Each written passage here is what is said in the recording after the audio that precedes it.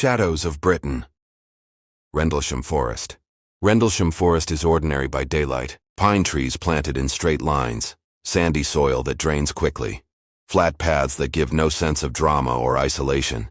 It sits quietly between the villages of Suffolk, bordered by farmland and broken only by birdsong and wind through needles. What gives the forest its weight is not how it looks, but who was there, what they recorded, and how carefully the story was later reduced. In December 1980, Rendlesham Forest lay between two United States Air Force bases, RAF Bentwaters and RAF Woodbridge. These were not symbolic installations. They were active Cold War bases, housing nuclear-capable aircraft. Security was tight.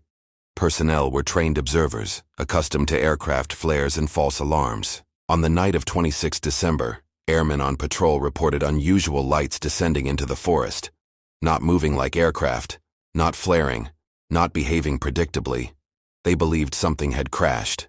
That assumption matters. These were not people looking for mystery. They were responding to what they believed was an aircraft incident. A small group entered the forest to investigate. As they moved deeper among the trees, the lights appeared to maneuver, not drifting, but controlled. Witnesses later described a structured object, metallic, emitting colored lights, hovering just above the ground. They did not approach it immediately. They watched. One of the most consistent details across statements is sound, or the lack of it.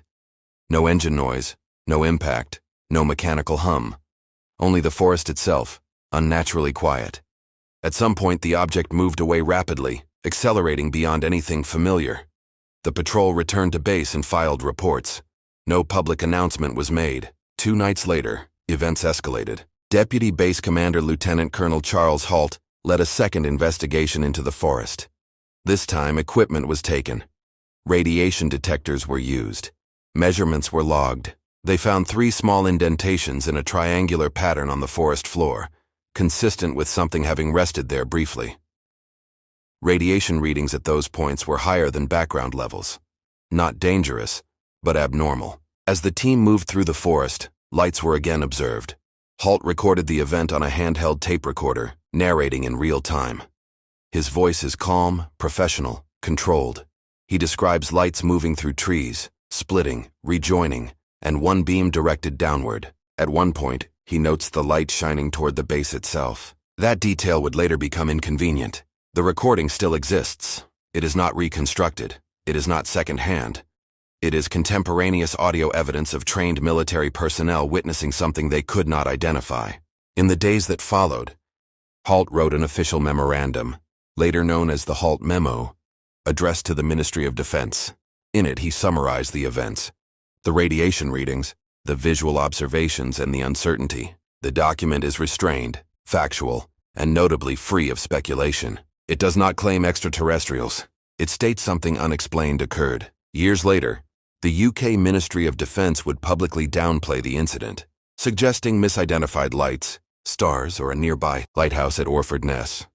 This explanation fails to account for multiple elements: movement through trees, radiation readings, physical indentations, and real-time audio documentation.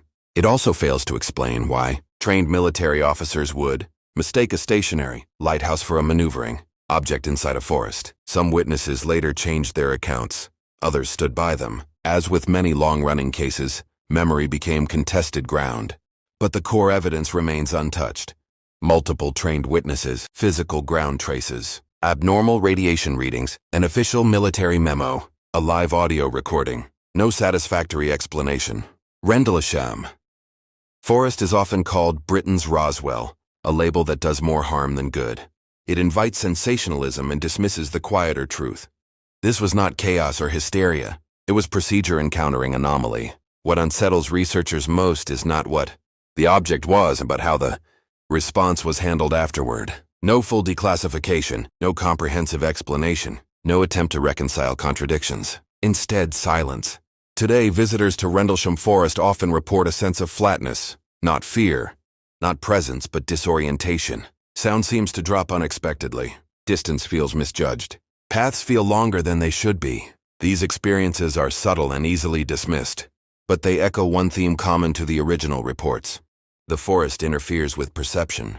That may be environmental, Pine forest can alter acoustics. Sandy soil absorbs vibration. Low light confuses depth. All of that is true, but none of it explains the documents. Rendlesham is not a ghost story. It is not a legend.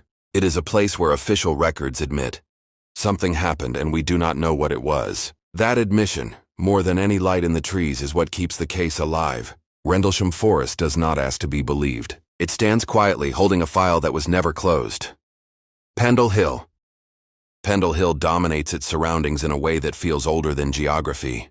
Rising abruptly from the Lancashire landscape, it is visible for miles, its outline unmistakable against the sky. Weather changes quickly here. Fog rolls in without warning. Wind behaves erratically, stripping sound from the air or carrying it far beyond its source. Even locals speak about the hill with a certain restraint, not fear but respect. What haunts Pendle Hill is not mystery alone. It is recorded history. In 1612, Pendle became the center of one of the most infamous witch trials in English history. 12 people were accused of witchcraft, largely based on fear, poverty, religious tension, and coerced testimony. 10 were executed. They were not powerful figures. They were isolated, marginalized, and vulnerable.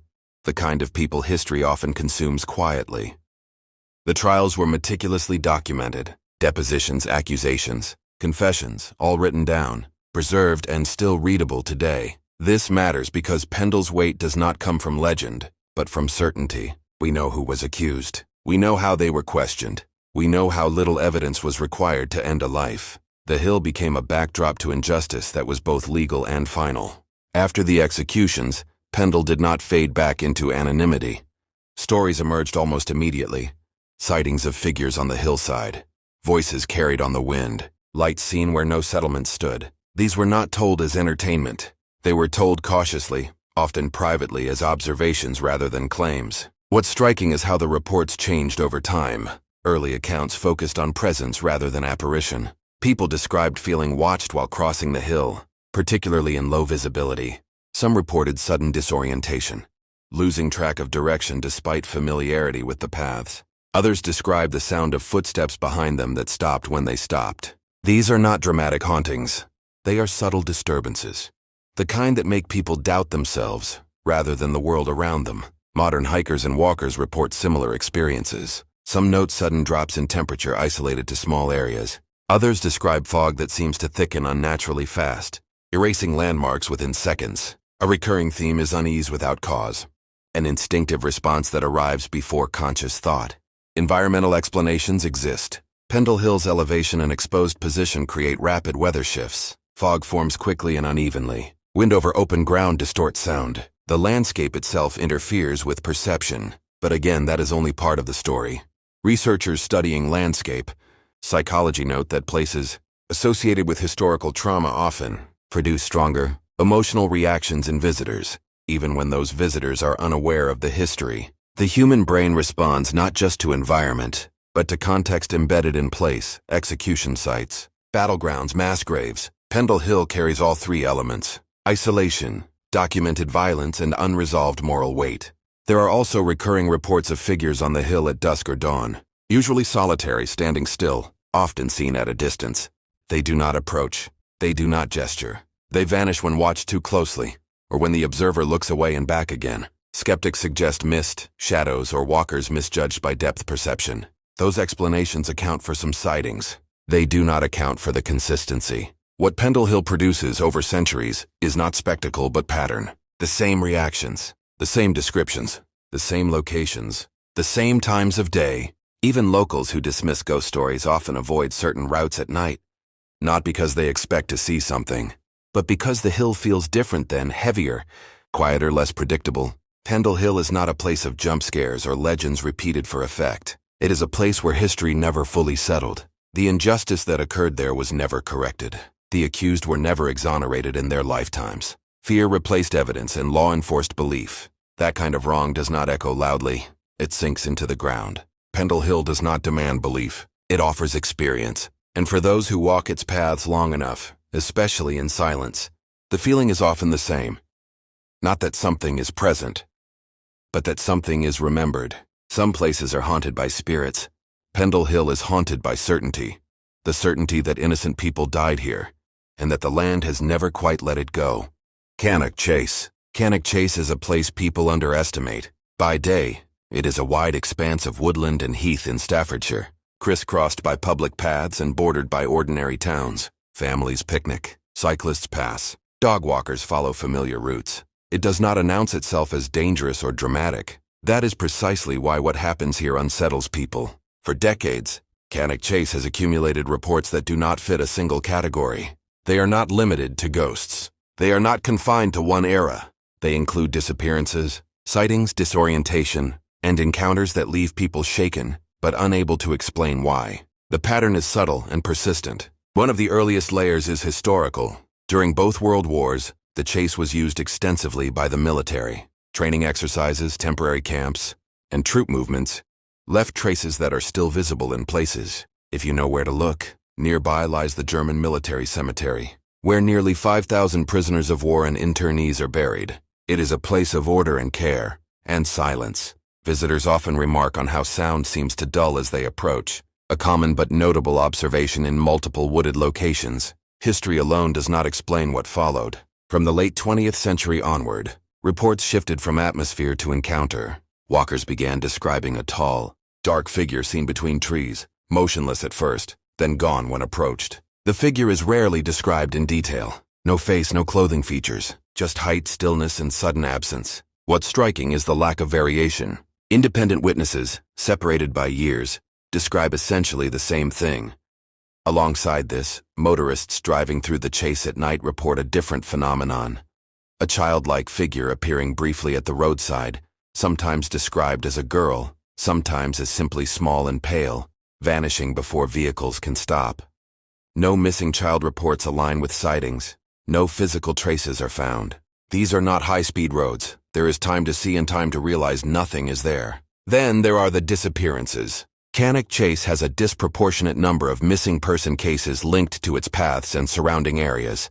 Most are resolved. Some are not. In several cases, people vanish briefly, hours, sometimes a full day, only to be found disoriented, dehydrated, and unable to account for lost time. Search teams note a recurring issue.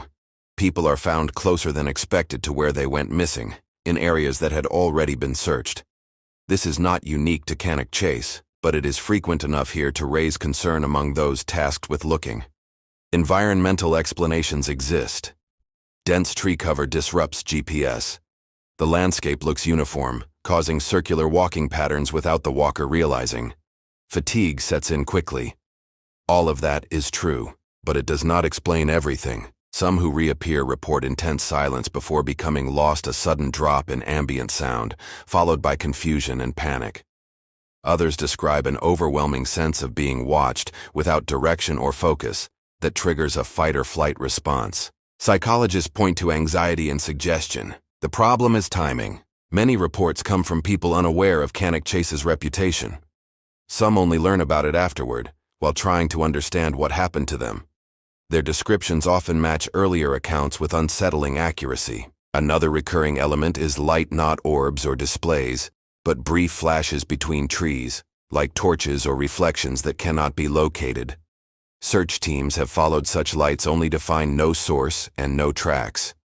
The lights do not behave like vehicles or buildings. They appear, move slightly, then vanish. Cannock Chase resists simple classification. It is not one phenomenon repeated. It is many small disturbances layered over time. What links them is the same core experience: disorientation, interruption, and the feeling of stepping briefly outside normal perception. Nothing dramatic happens. No messages, no contact. Just a moment where the environment no longer behaves as expected. This is what makes Cannock Chase unsettling rather than frightening. There is no clear story to tell yourself afterward, only a gap. Today, the chase remains open, used and largely peaceful. Most people experience nothing at all, but those who do encounter something tend to describe the same after effect. Heightened awareness, unease that lingers, and the sense that the place noticed them as much as they noticed it. Cannock Chase does not threaten. It unsettles, and it does so quietly, repeatedly, without explanation, which is why it continues to draw attention long after more dramatic stories have faded. Some places are remembered for what happened there. Cannock Chase is remembered for what keeps happening, without ever fully revealing why.